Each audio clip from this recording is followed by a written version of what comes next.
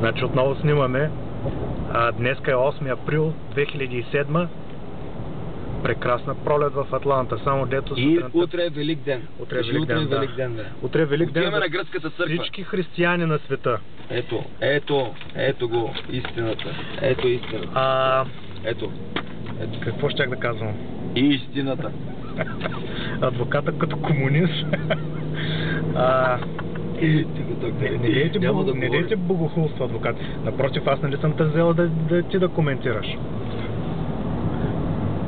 И карай бавно, по-бавно карай, за никъде не бързаме. Ама тук няма нищо хубаво за снимане, доктор. Отиваме да снимаме една къща. Ами искам на църквата да оставиш. На църквата ще е последна и няма да мога да снимаме. Ще остава, добре.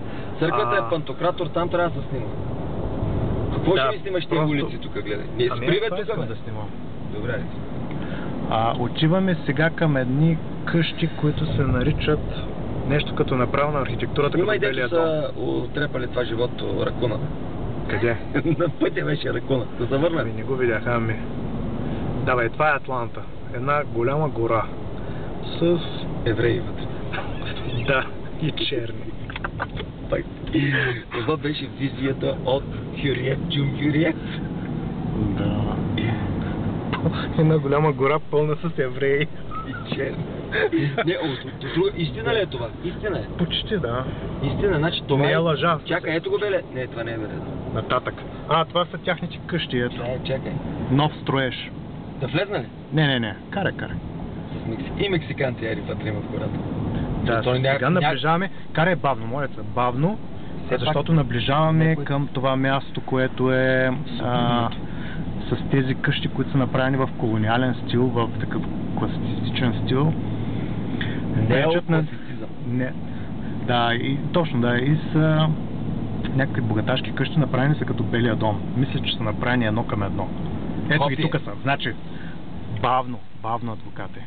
Ето това е. Дай напред още малко. Още малко напред.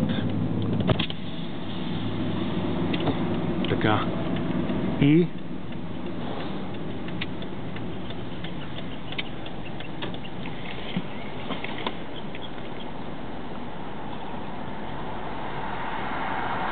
чакай да сляда направо. Може ли да свети? Той има къс. И вземам да стреля.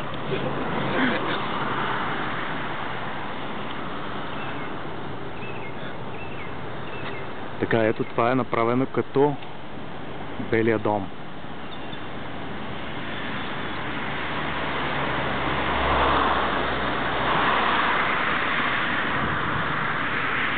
Флага неизбежно се вее.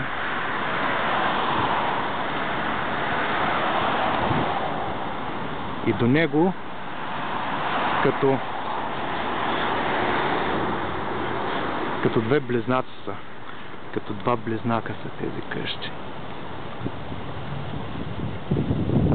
Ето в типичния южен стил.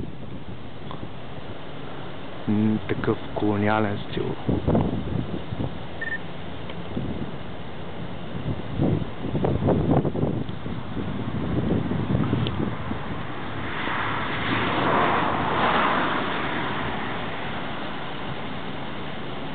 От другата страна къщата и разбира се самия лимузина шофьор.